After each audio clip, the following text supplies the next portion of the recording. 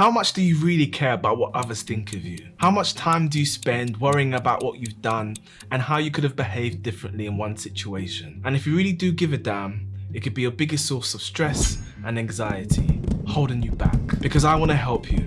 Because the older I get, and as each year passes by, I'm slowly realizing how worrying less and not really caring about what others think, I tell you, can be empowering. My question is, if you're always second guessing yourself, or never thought you was good enough, or you even find it hard to relax because you have this illogical side of your mind that just won't give up. If that's you, continue watching. I got you. I'd be lying if I said that I didn't go through periods of my life where I didn't worry about what people think of me. And I've spent hours stressing about what my co-workers have thought, or how somebody has taken a piece of my creative work. And I'm not saying you shouldn't totally care about what people think, because that just wouldn't be a pleasant world to live in. We wouldn't want to intentionally not care about loved ones, but trying to please everyone with every action is quite possibly one of the most exhausting things that you can do. And we all know someone who posts something purely just for validation, and they can't help themselves but care of what others think of them. Trying to keep up this self-image, they think people will like them more for it. And you see this play out with teenagers trying to keep up with appearances, with things like placing such importance with clothing, even down to the way that they wear them, or forcing themselves into knowing the popular crowd. And as we grow into adulthood, we still maintain some of these worries to some degree. Worries of conforming and caring how we are perceived. And if you think back 50 years ago, people only had contact with their immediate vicinity in their town. They had a small circle, and maybe they knew the circle of other people also. Maybe a few hundred people at most. And with the advent of the internet, the floodgates have opened up to our minds. It has changed the game. It is now possible to have connections with thousands of people, if not millions, of which, if they choose to, they can air their opinion. It's a total mindfuck. Are we really equipped to deal with this avalanche of opinions? And 50 years ago, yes, there was an importance on getting along with your group. And we are still calibrated for tight-knit living in small numbers. So we still suffer the anxiety around judgments that have little consequences today.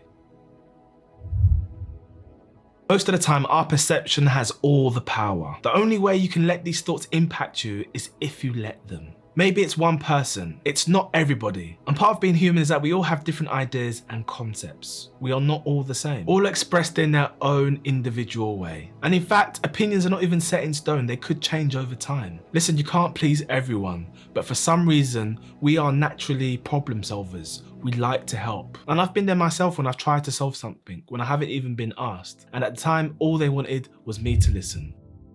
Be true to yourself. Embrace the fact that your value is not determined by how liked you are. And there's actually value in just being authentic. There will be some people who like you and there will be some who don't. If you never really truly be yourself, I suppose it's like suffocation. You put a cap on your growth. And basing every single move you take on someone else is just not practical. It's just a lie. How annoying is it when you've been around someone and they're just a yes person? They agree with everything that you say and they think it will stop others from judging them. When in reality it shows that they have no backbone. They don't have independent thoughts. And when someone agrees all the time, do you even really know who they truly are? And most people don't even like pushovers and they're even turned off by it. And what will happen? These people will actually respect you for staying your ground. They may disagree with you, but they will respect you. And in some situations, I would say I've learnt this the tough way. I quite think it's good to speak up, especially at times where you might think you may look stupid. But I guarantee if you're in a meeting or a group setting, someone else maybe has thought what you're thinking. But because you've said it, you stood up, you stand out.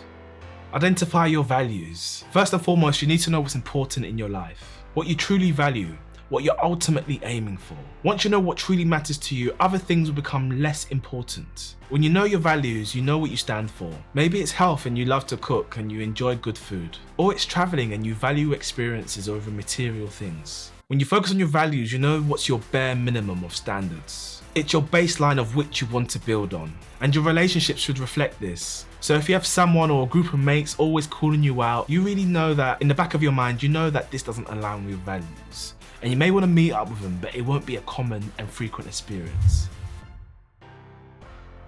There's something referred to as the spotlight effect. And this is the idea that we have a tendency to overestimate how much others think about us or notice our behavior, when in reality most of us are just focused on ourselves and our own behavior. We may overthink and falsely assume that others notice these little nuances or our actions that we do. Maybe you've had a new haircut, or maybe you've done something differently in a presentation, and you're just hoping to be noticed. Not everything is about us. In fact, everyone experiences the spotlight effect to some extent. Everyone is busy thinking about themselves rather than us. Sometimes we can be our own worst critic.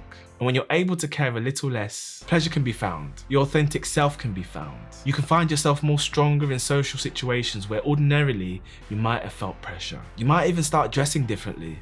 Everyone sees everything differently.